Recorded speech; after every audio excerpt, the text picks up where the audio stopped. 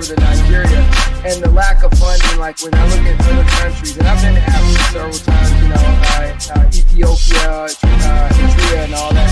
You look at the facilities, what did they do to kind of make this a viable thing? Because Nigeria is actually playing really well, and even though it's the cheapest sport in the world, like the same as basketball, it's still an expensive sport when it comes to facilities. Right. Well, unfortunately, people in the U.S. and obviously with your background being abroad some, you have a different perspective. But to all those people in the U.S. that don't really travel abroad, that don't get to see what it's like around the rest of the world, right, it would shock them to see how little that we really have in Nigeria. I mean, the facilities are not even a tenth of what we have in the U.S. and the support and the financial resources that Nigeria has.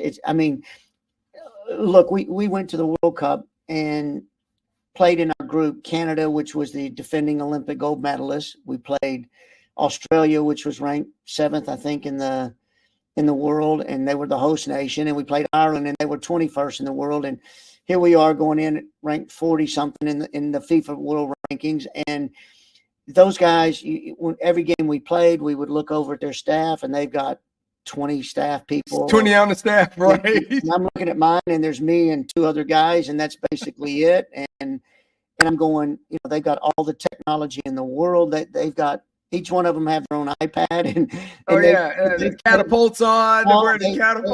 They've identified every weakness of every individual player, and we don't have catapult. We're not being able to monitor our loads. We're writing things on sheets of paper. We don't have iPads. I mean, it's analog. It's so shocking that we did as well as we did. I mean, we got out of that group without losing a game. We beat Australia. We tied both Canada and Ireland. Then we played England, who were the European champions. Right. We drew 0-0 in regulation and went into overtime, and then lost in penalty kick. So we really, we outperformed what we really should have, and that's a credit to the players we have, because there's a lot of talent.